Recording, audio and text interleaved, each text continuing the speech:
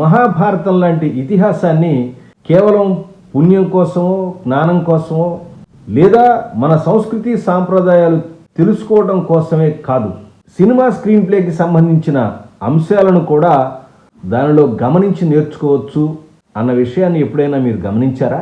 మన ఇతిహాసాలు పురాణాల ద్వారా మనకి ఎన్నో గొప్ప గొప్ప విషయాలు తెలుస్తాయి, ఎన్నో పాత్రలు పరిచయం అవుతాయి, అలాగే ఎన్నో కథలు కూడా మనం తెలుసుకుంటాం, ఎన్నో సన్నివేశాలను కూడా వాటి ద్వారా మనం తెలుసుకుంటాం.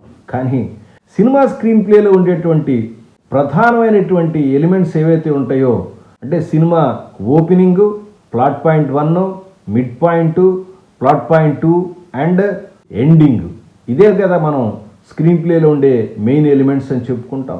అలాగే మహాభారతంలో కూడా ఒక ప్లాట్ పాయింట్ 1 ఉంది. మనం మహాభారతం కథ విన్నాం, రామాయణం కథ విన్నాం, భాగవతంలో కథలన్నీ విన్నాం, అన్ని రకరకాలు విన్నాం.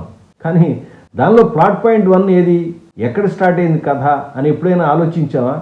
అందుకనే మహాభారత యజ్ఞం అని చెప్పి పేరుతో సామవేదం షణ్ముఖ శర్మ గారు రాజమండ్రిలో ఒక ప్రోగ్రాం స్టార్ట్ చేశారు. ఇప్పటికి దాదాపుగా 20 రోజులు పైన అయిపోయింది.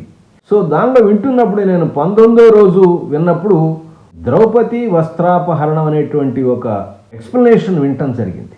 అదే మహాభారతానికి ప్లాట్ పాయింట్ 1.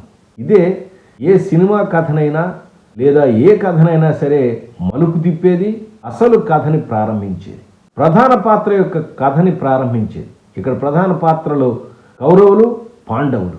ఈ సన్నివేశం తర్వాతే వాళ్ళ మధ్య యుద్ధం తప్పకుండా జరుగుతుంది.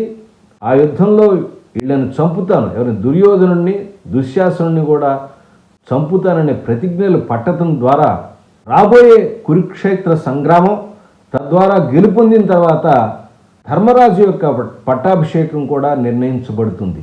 అందుకే అంటారు plot point 1 is the true beginning of your story అంటారు.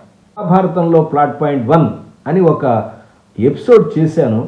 మీకు గనక ఇంట్రెస్ట్ ఉన్నట్టయితే దయచేసి ఆ ఎపిసోడ్ చూసి మీ అభిప్రాయాన్ని కూడా నాకు తెలియచేయండి.